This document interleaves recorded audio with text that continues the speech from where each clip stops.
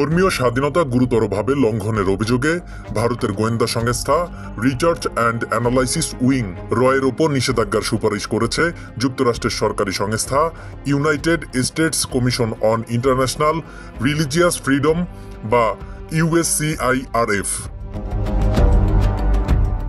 এ তো ছিল কেবল সারসংক্ষেপ। ভারতের এই বিতর্কিত গোয়েন্দা সংস্থাটি যতগুলো দেশে সক্রিয় ছিল ততগুলো দেশেই গুম, হত্যা, অপহরণ সহ সকল অপরাধের সাথে যুক্ত ছিল। তাদের অবৈধ তালুকদারির সবচেয়ে বড় ক্ষেত্র ছিল বাংলাদেশে। 2014 সাল, স্বৈরাচার হাসিনার সরকার তখন মাত্র স্বৈরাচারতন্ত্রের ডালপালা মেলা শুরু করেছে। তাকে বিভিন্নভাবে দিক নির্দেশনা দিয়ে স্বৈরশাসক হওয়ার তালিম দিচ্ছিল ভারত ও তাদের এজেন্টরা। তৎকালীন এক গোয়েন্দা রিপোর্টে জানা যায়, বাংলাদেশ সরকারের ভেতরে বাহিরে 30,000 র এর এজেন্ট বিভিন্ন স্তরে সক্রিয় রয়েছে। সম্প্রতি বাংলাদেশের সক্ষমতাকে চ্যালেঞ্জ করে ভারতের সেবক এক জেনারেল বলেছেন, বাংলাদেশের ঘাতক দালাল নির্মূল কমিটি কিংবা গণজাগরণ মঞ্চ বাংলাদেশে ঘটে যাওয়া এমন সকল বিতর্কিত আন্দোলনের পেছনে ছিল একমাত্র র এর ভূমিকা। তার কথায় স্পষ্ট, বাংলাদেশকে রাজনৈতিক ও ধর্মীয়ভাবে অস্থিতিশীল করার পেছনে শেখ হাসিনার মদতে কাজ করে গেছে আন্তর্জাতিকভাবে নিষিদ্ধ হতে যাওয়া ভারতের র এজেন্টরা। দর্শক, এবার এক লাফে চলে আসি জুলাই পরবর্তী বাংলাদেশের প্রেক্ষাপটে। গণ আন্দোলনের মুখে বিগত ফ্যাসিস্ট সরকারের পতনের পর রাষ্ট্র সংস্কারের গুরুদায়িত্ব যায় ডক্টর মোহাম্মদ ইউনূসের নেতৃত্বাধীন অন্তর্বর্তী সরকারের হাতে। আর দেশের মানুষ মনে করে খুঁজে পেয়েছে নতুন পথের দিশা। কিন্তু পলাতক হাসিনার প্রভু রাষ্ট্র এতে বেশ বেজার হয়ে ওঠে। সক্রিয় করে তুলে র এর স্লিপার এজেন্টদের।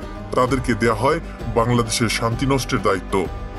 তাদের সাথে যুক্ত হয় দেশের বাম সংগঠন, প্রথম আলো ও ডেইলি স্টারের মতো গণমাধ্যমও। ভারতীয় এজেন্টরা সক্রিয় হলেই হঠাৎ নগরীতে বেড়ে যায় খুন, ছিনতাই ও নারীদের শ্লীলতাহানি সহ ভয়ঙ্কর সব অপরাধ। দেশ জুড়ে শুরু হয় বিভিন্ন সেক্টরের শ্রমিক অসন্তোষ, বেড়ে যায় সাম্প্রতিক উস্কানি। এখানেই শেষ নয়, পতিত আওয়ামী সমর্থকদের গুপ্ত সহযোগিতায় র এজেন্টরা বর্তমান সরকারকে বেকায়দায় ফেলতে বিভিন্ন দাবি দাওয়াকে ইস্যু করে দেশকে অস্থিতিশীল করার জন্য তৈরি হয়েছে ভায়োলেন্স ক্রিয়েটর গ্রুপ। টাকার বিনিময়ে অবরোধ, মিছিল, জ্বালাও পোড়াও সহ বিভিন্ন সংঘবদ্ধ অপরাধ সংগঠিত করছে তারা। এ তো ছিল নেতিবাচক গল্প, এবার একটু আশার গল্প শোনাই চলেন। অপরাধ হয়েছে, আন্দোলন হয়েছে, সড়ক অবরোধে ভোগান্তি হয়েছে, কিন্তু আত্মবিশ্বাসী হাতে সবকিছু সমাধান করেছে ইউনূস সরকার। বিচ্ছিন্ন ঘটনার মতো এক একটি অপরাধের সুষ্ঠু তদন্ত ও তড়িৎ বিচার হয়েছে। মনে হয় না এর আগে বাংলাদেশে আমরা এমন দেখেছি। জুলাই পরবর্তী সময়ে এই অন্তর্বর্তীকালীন সরকার র এজেন্টদের প্রতিটি দুষ্ট পদক্ষেপ দৃঢ়তার সাথে প্রতিহত করেছে। ত্রুটি চেপে ধরেছে প্রভু হওয়া ভারত ও তাদের বাংলাদেশি দাসদের। এদিকে আমেরিকার শাসনে অনেকটাই ব্যাকফুটে চলে গিয়েছে গোয়েন্দা সংস্থা র। মোহাম্মদ ইউনূসের সাথে চীন ও যুক্তরাষ্ট্রের বন্ধুত্বপূর্ণ সম্পর্কের জোরে আর হাসিনাহীনতায় বাংলাদেশে আর সুবিধা করতে পারছে না র এজেন্টরা। তাদের এই অযাচিত বাহুবল থেকে মুক্ত হয়ে স্বস্তির নিঃশ্বাস নিচ্ছে বাংলাদেশ। এখন ধীরে ধীরে শীতল বাতাস বইছে বাংলাদেশের রাজনীতি ও অর্থনীতি জুড়ে।